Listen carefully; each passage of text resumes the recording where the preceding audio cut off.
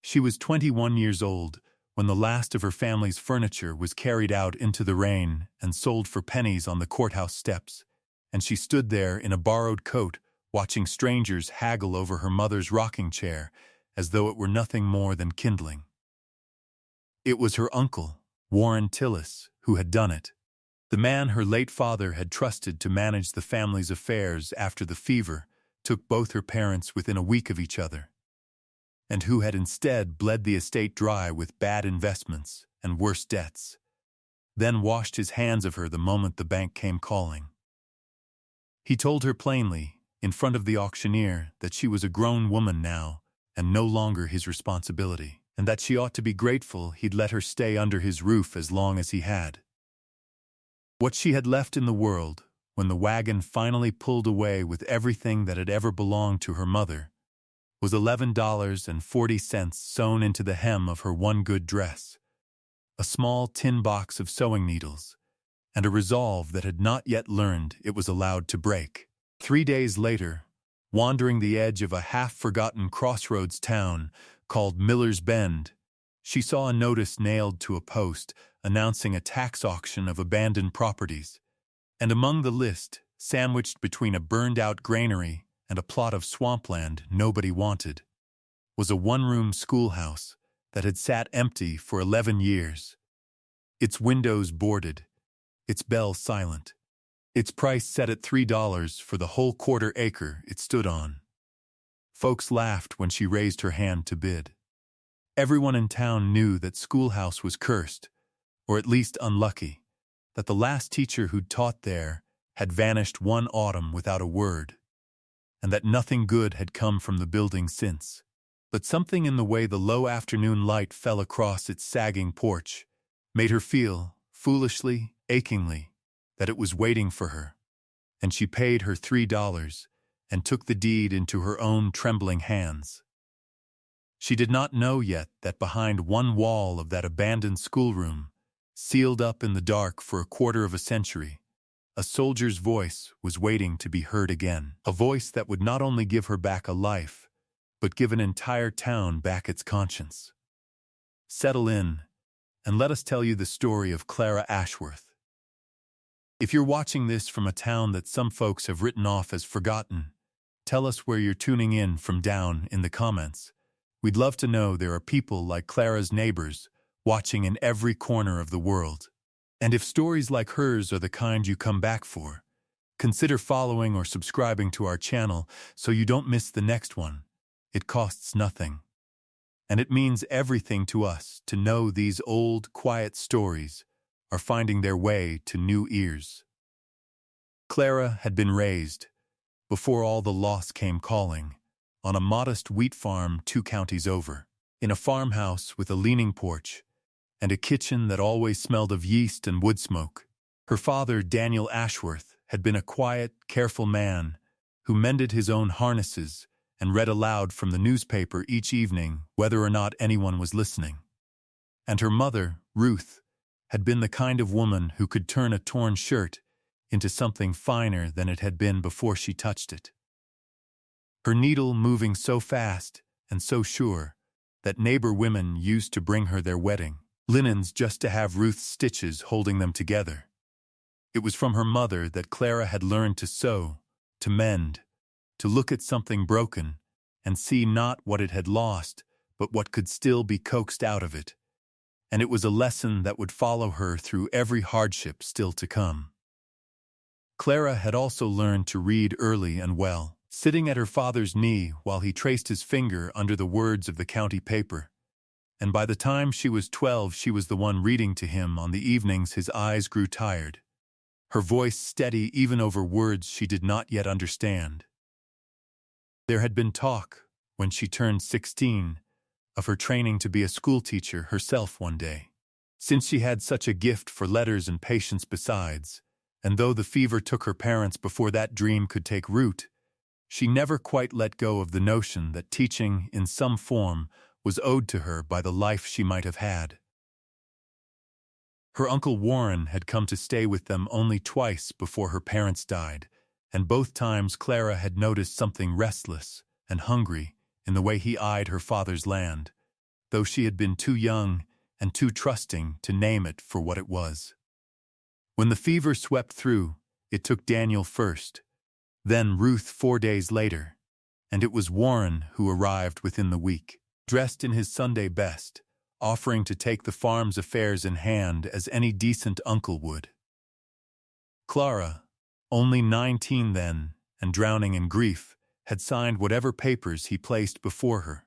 believing herself lucky to have family willing to help.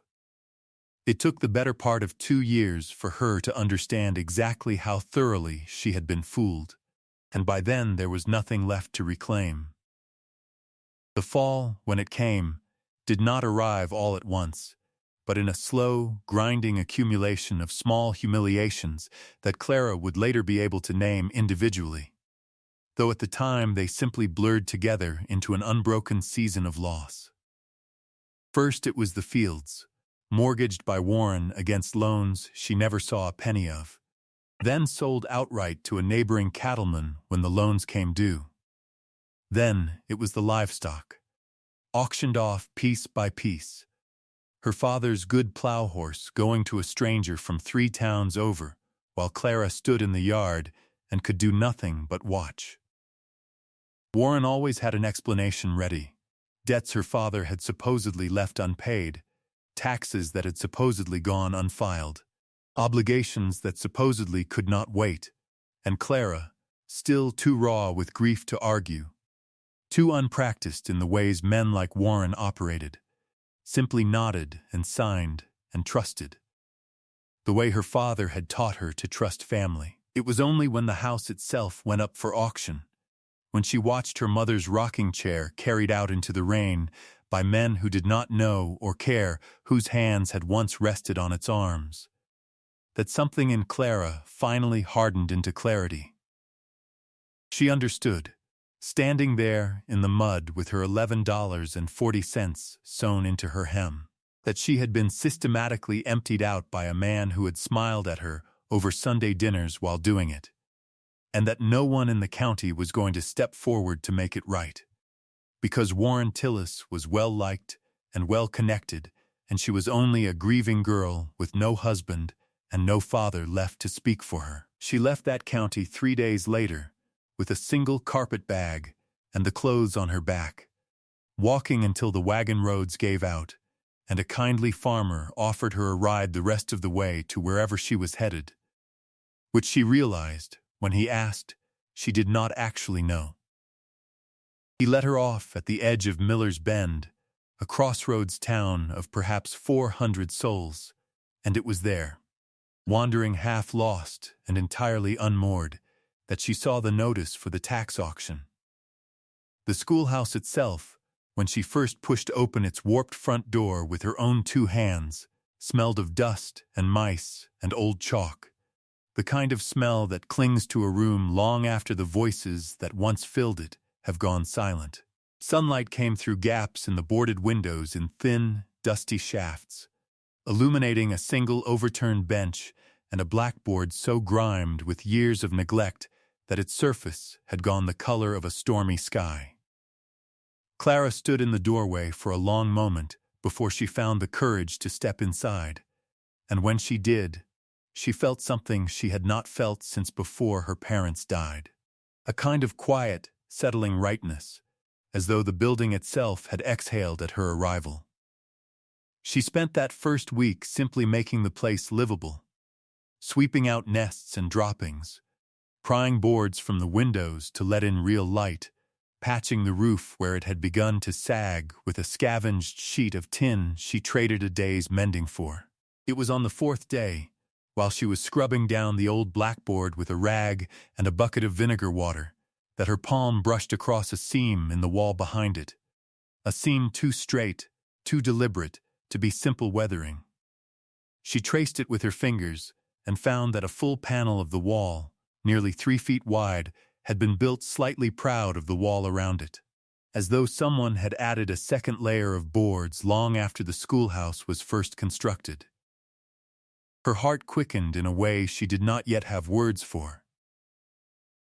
She fetched the small crowbar she'd found rusting in the woodshed out back,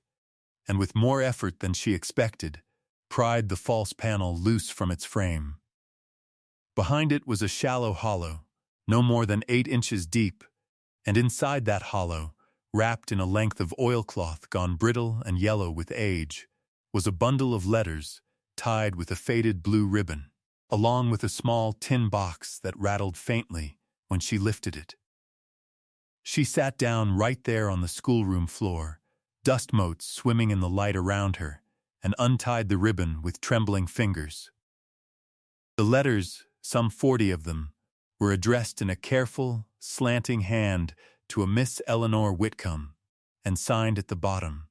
every single time, by a Private Thomas Reeve of the 9th Volunteer Infantry.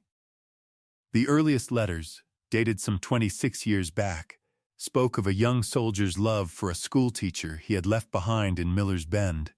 when his regiment marched east to war, full of tender, aching descriptions of the schoolroom where they had first met, of her patience with the town's children, of a future he dreamed of building with her once the fighting was done. As Clara worked her way through the bundle, the letters grew heavier with the weight of war, descriptions of long marches and longer silences, of friends lost, of Thomas's own wounding at a battle whose name Clara did not recognize. And always, underneath the hardship, his devotion to Eleanor never wavering. But it was the final handful of letters that made Clara's breath catch entirely.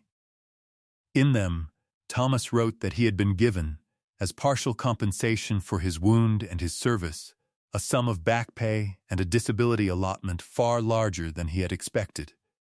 Nearly $600 in total, an almost unimaginable sum for a common soldier, and that rather than risk carrying such an amount through the chaos of a war-torn country, he had entrusted the entire sum to a man he believed he could trust. Silas Crane, the founder of Miller's Bend's only bank, and, more importantly to Thomas, Eleanor's own cousin. Thomas wrote that Silas had promised to hold the money safe until Thomas returned, at which point it would go toward building Eleanor and Thomas a home, and toward expanding the very schoolhouse where they'd fallen in love, so that Eleanor might one day teach in a proper building, with real desks and real books, rather than the drafty single room she'd made do with for years. The very last letter in the bundle, dated only weeks before the war's end, promised Eleanor that Thomas was coming home to her, that their waiting was almost over, and that he loved her more than any words he had ever managed to put to paper.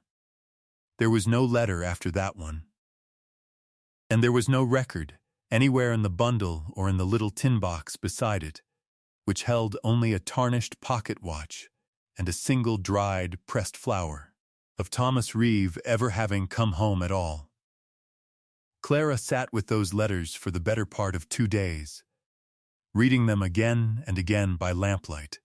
feeling the shape of a story she was certain was not yet finished. She began asking careful questions around Miller's Bend, at the Mercantile, at the little chapel, of the oldest women she could find willing to talk to a stranger about the town's past, and slowly, piece by piece, she assembled what had happened. Eleanor Whitcomb, the schoolteacher, had indeed waited for Thomas Reeve, had in fact continued teaching in that very schoolhouse for 2 more years after the war ended, growing thinner and quieter each season as no word ever came of her soldier. Then, one autumn, she had simply vanished.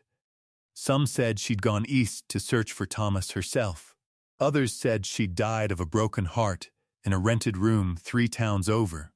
though no one seemed entirely certain which. And Silas Crane, meanwhile, Eleanor's cousin and the man Thomas had trusted with his fortune, had gone on to build the very bank that still stood at the center of Miller's Bend to this day. A handsome brick building with his family name carved above the door. A fortune that had passed down through 2 generations and now belonged to his grandson, a sharp-eyed, soft-spoken man named Ezra Crane, who ran the bank now and who happened, Clara learned with a chill, to be the very man who had sat on the auction committee that sold her the schoolhouse for $3, and who had reportedly grumbled afterward that the property should have gone for more. It did not take Clara long to piece together the darker shape of the truth. That Silas Crane had never returned Thomas Reeve's $600 to anyone, had likely used it, quietly and untraceably, as the very seed money for his bank, and that when Thomas failed to return from the war, killed, most likely, in some skirmish whose news never reached Miller's Bend, or perhaps dead of his wound on some anonymous road home, Silas had simply let the debt disappear along with him, telling no one, not even Eleanor, what had become of the fortune her soldier had entrusted to his care. The schoolhouse expansion Thomas had dreamed of never happened. The home he'd promised Eleanor was never built, and the money that should have gone to honor a wounded soldier's service instead became the foundation stone of the Crane family's rise to prominence in Miller's Bend. A rise that Ezra Crane now enjoyed without, Clara suspected, any real knowledge of how his grandfather had first come by his advantage. Clara did not want revenge, exactly. She had learned enough about the corrosive weight of bitterness from watching what her own uncle's greed had done to her family.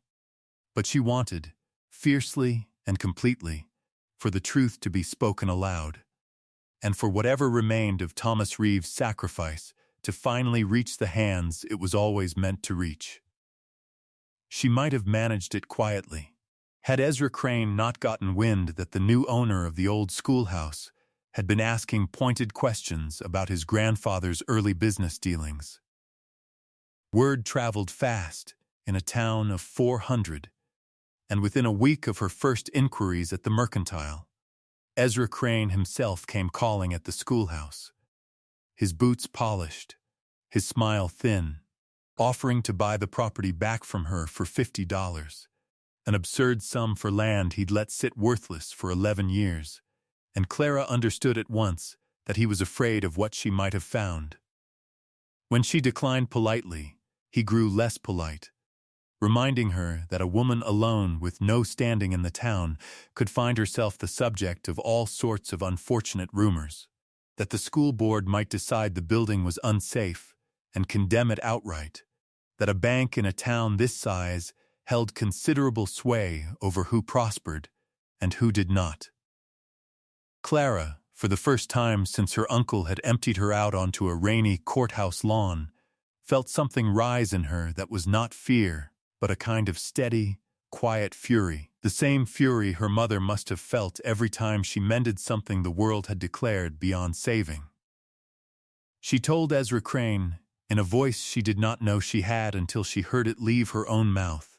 that she had found something in the walls of that schoolhouse that belonged to the town far more than it had ever belonged to his family, and that she intended to see it return to its rightful place, with or without his blessing. He left in a temper that afternoon, and within days Clara found herself the subject of exactly the kind of quiet unpleasantness he'd threatened. The mercantile owner suddenly cooled toward her. An anonymous note nailed to her door suggesting the schoolhouse land was cursed and she ought to move along. Even a visit from the county assessor hinting that the property might need reevaluation. It would have been easy, in the face of all that, to fold,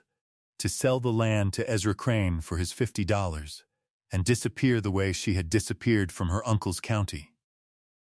But Clara had spent enough of her life being quietly erased by men who counted on women like her having nowhere left to turn, and she decided, sitting alone in the schoolroom with Thomas Reeve's letters spread across the floor around her, that she would not disappear this time. She wrote, over the following weeks, to the regimental records office, requesting whatever official documentation might exist of Thomas Reeve's service, his wound, and the disability allotment he had been paid. And, remarkably, patiently, the paperwork came back confirming every detail the letters had described. an official record of a payment of $580 disbursed to Private Thomas Reeve some months before the war's end. A payment that, according to the same records, Thomas had listed a local contact for delivery in his absence. One Silas Crane, banker, of Miller's Bend. With that document in hand, along with the letters themselves, and the testimony of two elderly townswomen who remembered Eleanor Whitcomb's long, aching wait for a soldier who never returned,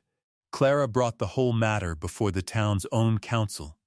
holding a public meeting in the very schoolhouse where the secret had been buried for a quarter of a century. She read Thomas's letters aloud, her voice steady even as many in the room wept, and she laid out, plainly and without malice, exactly what had happened to his fortune, and exactly whose family had quietly profited from a wounded soldier's trust.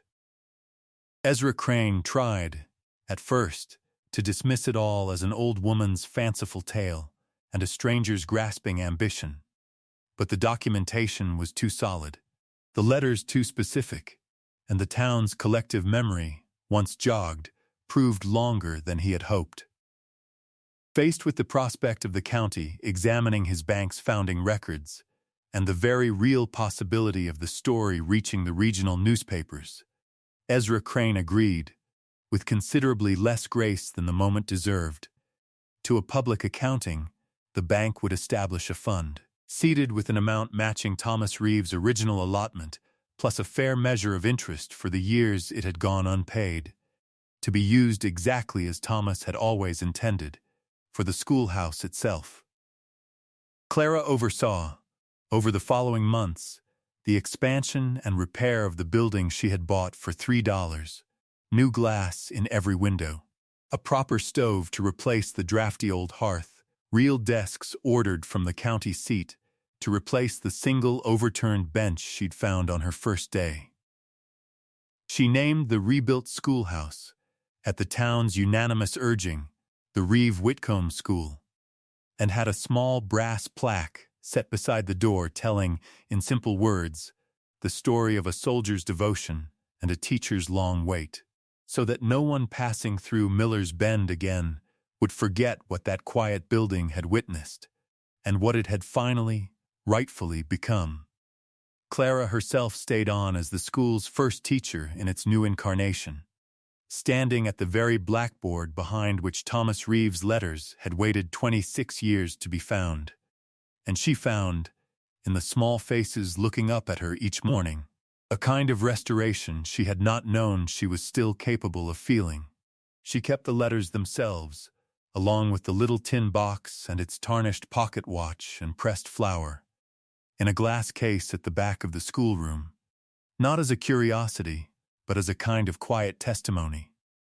a reminder to every child who passed through those doors that the world sometimes buries its deepest debts in the most overlooked places, and that it takes someone willing to look closely and to keep looking even when it would be easier to walk away, to see those debts finally paid. She never did learn for certain what became of Thomas Reeve himself, whether he died on some nameless road home or in some battle whose name history had not troubled to record. But she liked to think, on the evenings she stayed late grading her students' slates by lamplight, that some part of him had finally been allowed to come home after all,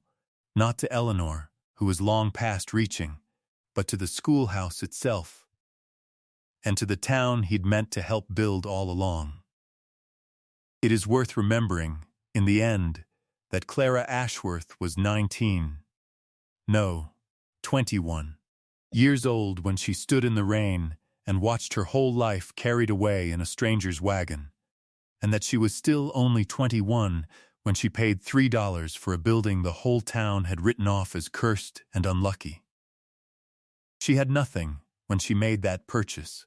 but a battered carpet bag and a stubborn, unteachable hope that something broken could still be worth saving, the very lesson her mother had shown her over years of careful, patient stitching. What she found behind that hollow wall was not treasure in the way the world usually means the word, but something far rarer, a debt owed to a soldier's sacrifice, finally spoken aloud after 26 years of silence, and a whole town's chance to make right what one greedy man had let quietly rot in the dark. Clara Ashworth did not set out to punish anyone or to enrich herself. She set out only to listen to what a hollow wall was trying to tell her, and in listening, she gave A Soldier's Love its long-overdue homecoming, and gave A Forgotten Schoolhouse, and The Girl Who Bought It for $3, a second chance neither of them had any right to expect. Thank you for spending this time with us and with Clara's story. If it moved you, we'd be grateful if you'd share it with someone who needs a reminder that overlooked things are so often worth a second look. And we'd love to hear your thoughts in the comments below. We'll leave you with this. What is something in your own life, a person, a place, a piece of your own history, that the world called worthless, but that you knew, deep down, still had value worth uncovering? Until next time, stay close.